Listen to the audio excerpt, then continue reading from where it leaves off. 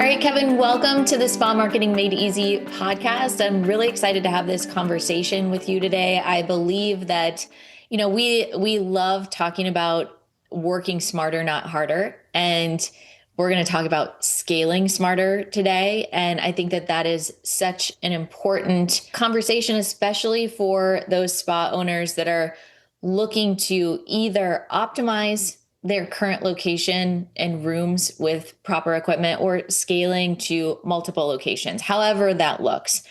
So why don't you just give us a little bit of background, start wherever you want, as to how you got into this industry and how you kind of started your company. Sure. Well, first, Daniela, thank you so much for having me today. Really appreciate the opportunity to speak to your group and you. And just for some background on myself, so prior to this, I worked for the largest privately held medical distributor in the U.S. for over 20 years. And I left there. And part of the reason that led me to leaving is I was speaking to a number of my customers, and we kind of spoke about this before, that were going into medical aesthetics, starting med spas. And I had never really heard of a med spa before. Of course, my wife certainly had, and one of the things that I had heard from them was that there were great options as far as getting equipment and supplies geared specifically towards the industry. And so my partner and I, Brad, looked at that, and we decided that this would be a great area for us with our expertise. He's got a background of 20 years in medical distribution as well, to get into and to create a company dedicated specifically to the medical aesthetics and what we would call the medical wellness industry. That's actually really interesting because it's been almost 20 years for me that I've been in the aesthetic space, and we have been seeing this trend towards wellness little by little. Mm-hmm. Where when it started out, almost all med spas were with plastic surgeons or derms. They were in that kind of setting. It was still very clinical, and you didn't have the wellness component incorporated. And now, as the industry has continued to evolve, we're seeing an influx. I'm seeing a lot of supplementation being sold in addition to retail. I'm seeing, mindfulness, and there's these different aspects of the practice, not only making it more soft and kind of bougie in a way of like what we think of as like a very self-care relaxation environment, but really incorporating overall health and how you feel. I think especially as we're seeing the introduction with IVs and with HRT, hormone replacement therapy, it's a big trend. Even though those are medical services, it's really focused on how you feel. And we of course want to look good as well, but it's not just the appearance factor as it was before. So I just thought it was really interesting that you use that language. Yeah, I think it's a very exciting time to be in the industry. It's been 3 years now since we founded this company, Medical Spa Supply, and exactly some of the things that you're talking about and the direction that you see the industry going into. Again, I think you put it really well. It's about looking good is feeling good, but also on the other side of that as well is looking at treating conditions, I would say conditions and things differently, and kind of looking at care outside of the box versus just the traditional interventional, okay, you don't feel well, here's this medication, or get this surgery, or get, looking at you, and also looking at your entire medical history and what your body is doing, things like your gut are and how that's interacting with your health and things like that. So I think it's a very exciting time to be in the industry right now, and it's very it's fun to see how the industry is evolving and how quickly it's evolving. So talk to me about scaling and some of the common challenges that you see with spas. So you're working, one of the primary verticals that you help med spas with is if they're scaling or expand, if they're starting a med spa or if they're scaling or expanding to multiple locations, you're kind of giving them an all-in-one place to get their equipment and helping support them with kind of a white glove, concierge approach to ensuring that everything's coming from one place. They have everything that they need. They're not like, trying to make millions of lists to figure out, what did I forget? And that's a great service because we actually get asked all the time, like, okay, I'm opening a new spa. Is there like a list of everything that I need? Or, am I going to just go, do I need Q-tips and softs and the jars? And in addition Sure. to like the bigger equipment that we're looking for. So what do you see as some of the most common pitfalls or obstacles that practices come up against when they're going through this process of either initially opening up, as they're transitioning from medical into medical aesthetics, or scaling their locations?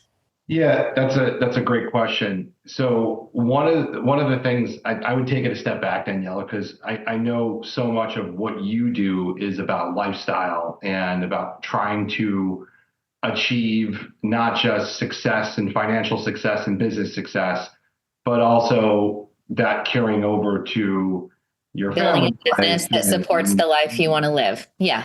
Perfect. You said that very well. Thank you.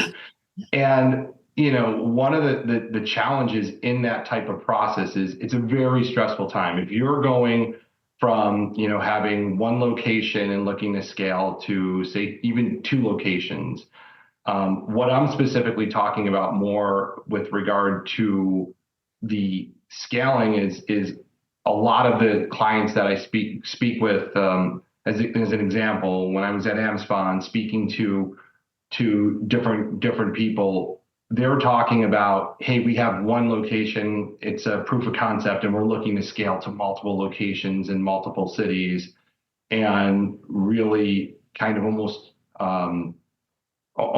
franchise, either a franchise model or a corporate model of expansion for their businesses. And that can be really challenging, and especially when it comes to equipment, right?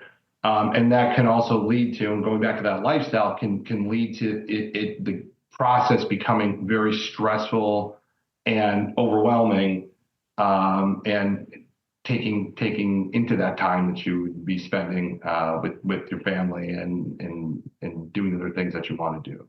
Yeah, exactly.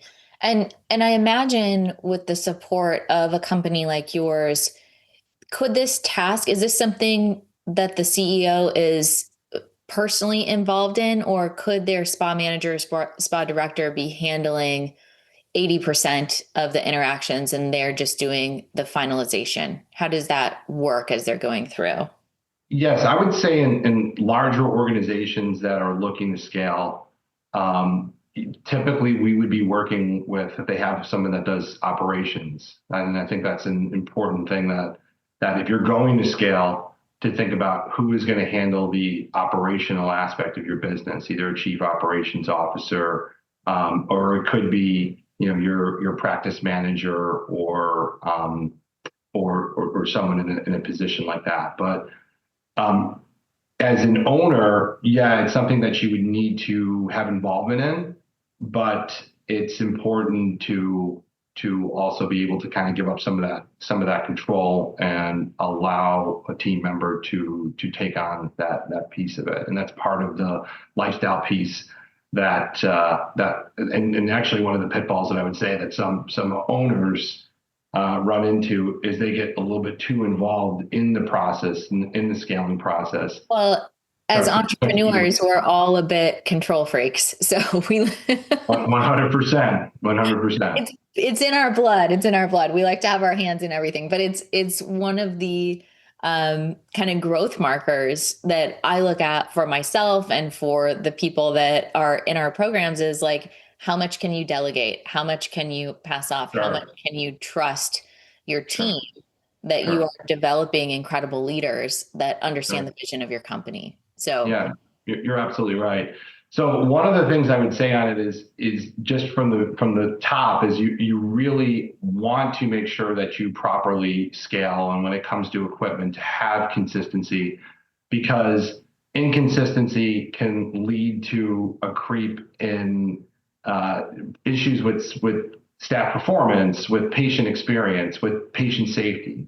And at times, those things can be traced back to fragmented or reactive equipment decisions, right? So, So you're it, talking about, just so I am clear that I understand, like say you sure. have three locations, you want Hmm. to offer the exact same services and exact same equipment at all three of those locations so that we're giving the same messaging. So if a patient goes to location A and they get a consultation, they can receive the same services at the other Yes. locations, same protocols, all of that. Yes, and that's important. And what you can run into is things just like, as an example, I have a client who is opening up. They have three locations. They're opening up a new kind of flagship location, and we were speaking. They're looking for an example of a safety, right? They're looking for a safety issue. They're looking for an autoclave, and they have an older model autoclave. And I look at it and I say, well, this has been upgraded since that time. But then we start to think about it and I say, well, wait a minute, what autoclave are you using at the other locations? You know what? Let's get you, even though this is an older model, it's fine.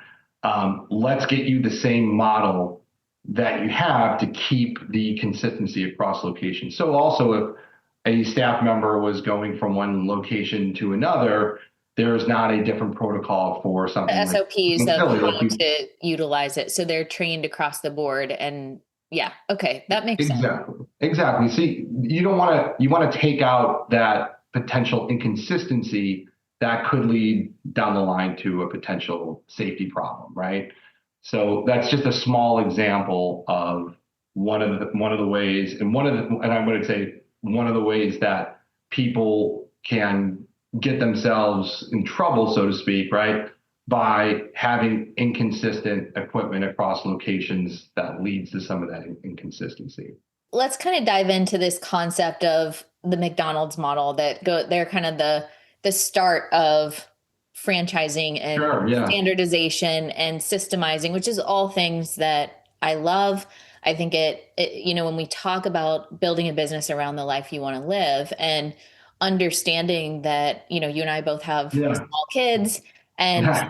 those different seasons of life, you're available in different ways. So there may be seasons that you're less available. There may be seasons that you're more available based on what's going on. Maybe you're Mhm. caring for an elderly parent, or maybe, Yeah. there can be a variety of different things that come up in life that we want to be our top priority. And so whether you're franchising or not, whether, whatever it looks like, it's by operating your business in a systemized manner as if you were a franchisor, as if you were building to sell, is going to give you that freedom. And I think the pitfalls that you were kind of talking about and alluding to with the benefit of standardization really falls into this model in a sense.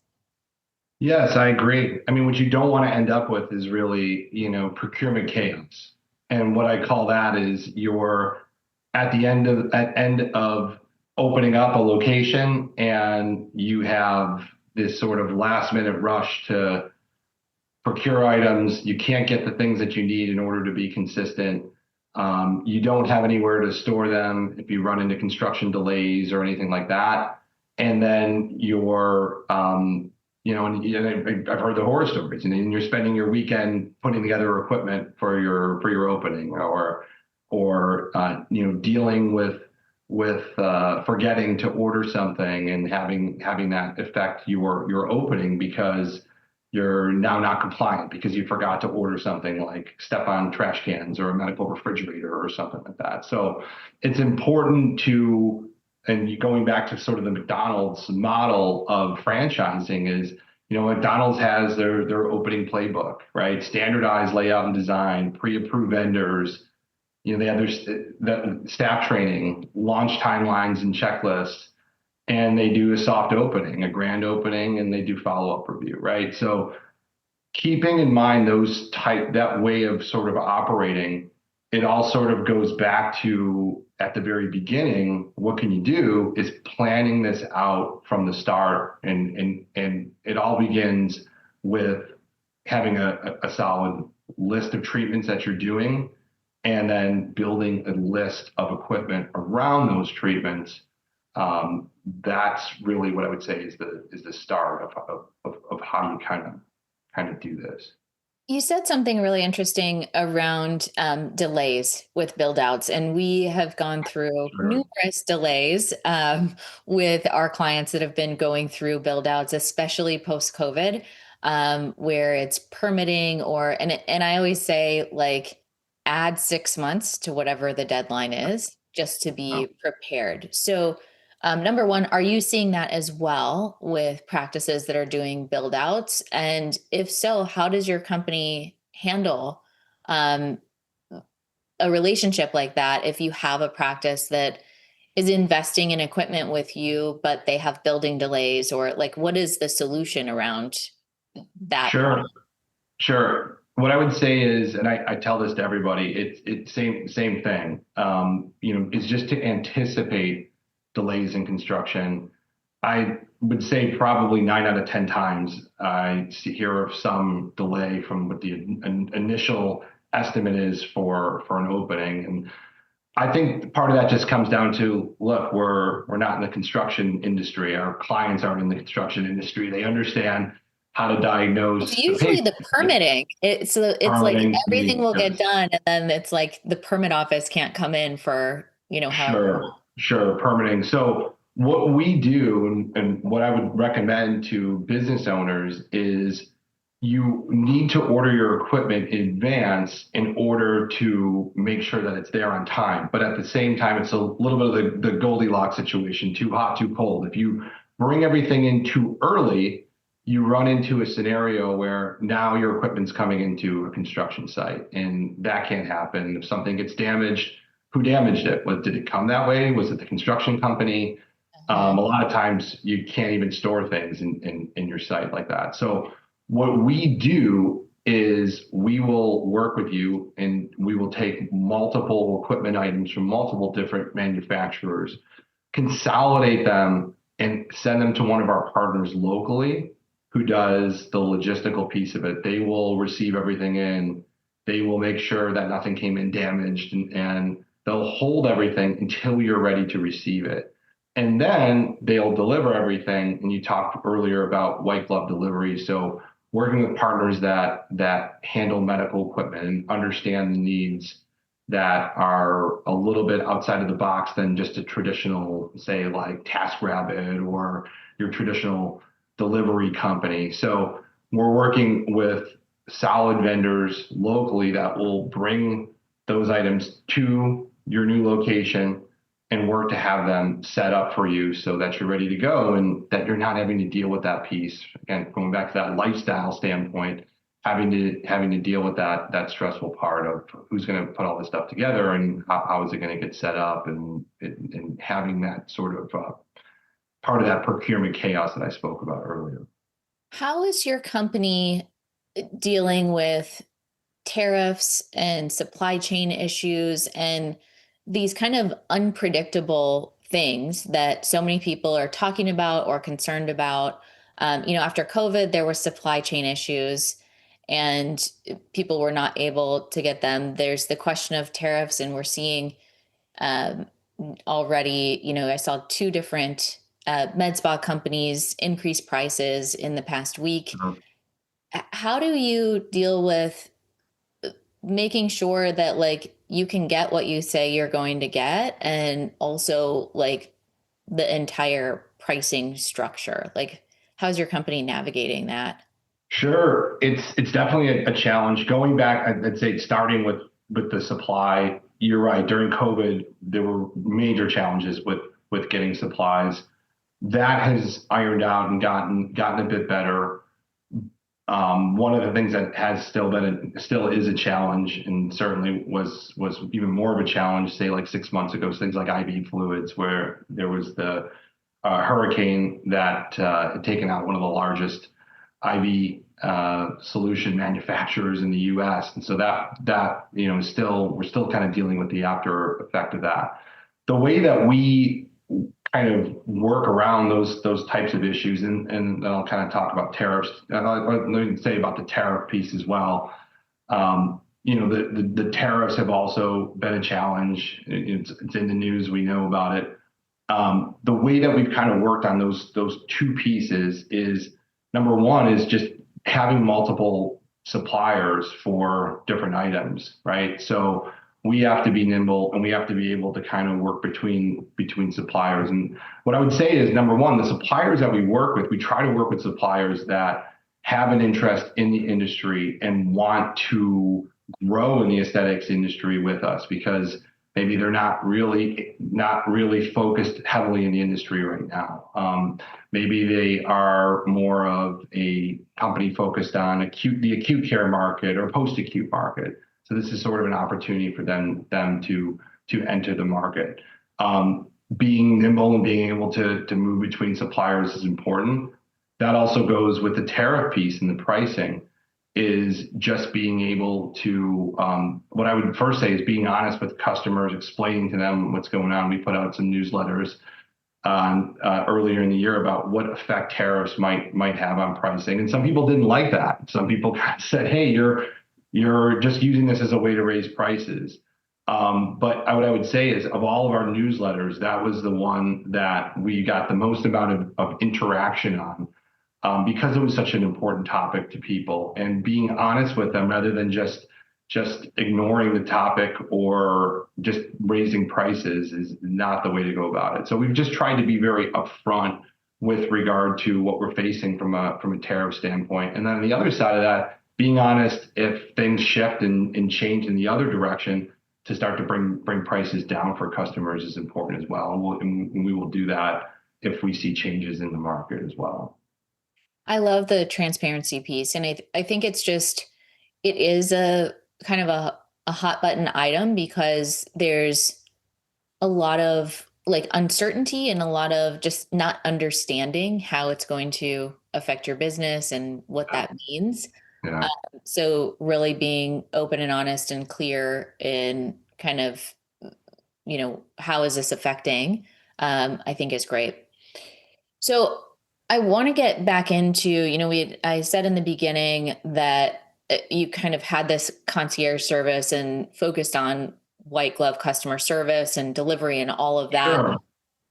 When a practice comes to you, how are you helping them? I know you have this like standard equipment plan. Is someone coming in and doing like a call with you and telling you kind of their niche and their vision for their company, and you guys are helping put together an equipment list? Or are they coming with like, here's the idea of what I think that I need? Like, what is that process like? Yeah, especially for when we get to scaling and we're talking about multiple locations, they typically have a list of items that they're using, or at least some semblance of a list. We like to take that and refine it, and also get that down to more of, is this something that, and there can also be opportunities in that list, meaning, hey, we're using this item, and we'll look at that and say, okay, are you open to alternatives on this item, things that could potentially, be more affordable, save you money? Again, looking at vendors that are maybe on the outside of the industry, looking in, that want to grow in the industry and are willing to, that have a great product and willing to take on business for a lower price than maybe whoever the name brand company is. So we'll work through that. Now, there also are scenarios where our clients will say, for this particular item, yeah, I'm willing to look at alternatives, but for this, I have to have this item, and there's reasoning behind it, and that's fine.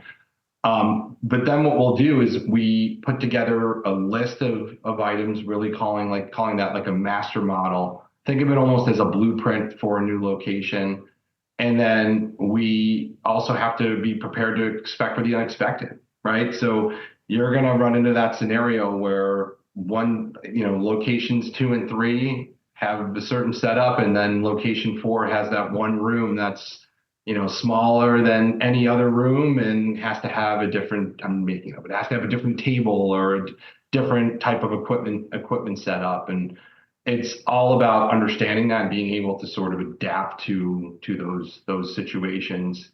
And again, trying to keep things as consistent as possible for your business. And what about a practice that is just starting out? So we have a lot of CRNAs in our world that say, you know what, I don't want to do anesthesia anymore. I'm going to move over Yeah. to the medical aesthetics side. I'm starting my own practice. Uh, Someone like that comes and says, what do I do? Where do I start? How do you go through that process with them? Sure. Yeah, that really comes down to defining the clinical offering. What are the services that you want to offer? And also keeping in mind, what do you want to offer today versus maybe, a year in the future as your business grows, right? So once you start to define the clinical offering, we can sort of work together on the items that you would need in order to open up a new location. And we do that a lot with folks to help them open. I think that's a really challenging piece. Like you said, somebody coming from being a CNRA and then entering the aesthetics industry. It's a little bit different when you're at the hospital and everything is just provided to you. Now you have to work to do that on your own. But we're really good at kind of working with folks at that phase of their business when they're opening. We look at all of our clients as, look, this is their business. They're entrepreneurs just like we are. And our whole goal is to help them and to help their business thrive, right? And we feel like if we can do that well, then our business will continue to grow and continue to do well. That's great. So, any other questions that a new practice or a scaling practice would ask that comes up that I haven't thought of to ask? Um, I would say the main thing is you really need to be intentional in what you're doing, right? So I would say putting together a solid plan, looking at timelines of when to order, right? I think is another important piece, right? So having your plan, understanding timelines, and what I would say on timelines are often much longer than what people typically think. When you really want to finalize your finalize your service offering 12 to 16 weeks out and start the process of ordering equipment 10 to 12 weeks out, right? And the reason I say that 10 to 12 weeks, people say, well, that seems like a long period of time. But when you're 10 to 12 weeks out, you really have the opportunity to order anything that you want. Anything is available to you. If you need something customized or something. As you start to get closer to your opening date, that window starts to close a bit. And again, if you're working with a partner that will store equipment for you and deliver it when you need, you have the time to do that. You don't have to try to time everything out in order to get it there for a projected opening. And then really 2 to 4 weeks out is at the point where you want to schedule your delivery and setup. And then the final week and into your soft opening, the staff training and the equipment in servicing and things like that are really the point. So I think where a lot of people struggle with that timeline is they shrink it a bit. They think it's a much shorter timeline, and you really want to make sure that you leave yourself enough time to make things successful and not run into a chaotic situation when you're ready to scale and open. Great advice. Great advice. Well, thank you so much for your time and your expertise. So your company is Medical Spa Supply. We'll include the links below this episode for anyone that wants to check you guys out.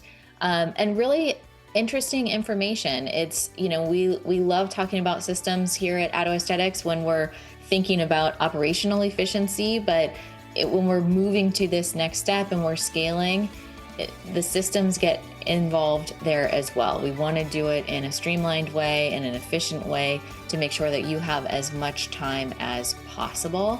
So great insight. Thank you so much for that. And thanks for being on the show. Quick reminder before you leave, if your spa growth still depends on you doing more, it's time for a shift. Watch The System Shift, a free training designed to help spa owners break past that $25,000 to $35,000 month plateau without adding more treatment hours. You'll learn the CEO level systems that help you scale while protecting your time, your values, and your peace. Go to grow.addoaesthetics.com/podcast and watch The Systems Shift. That's grow.addoaesthetics.com/podcast.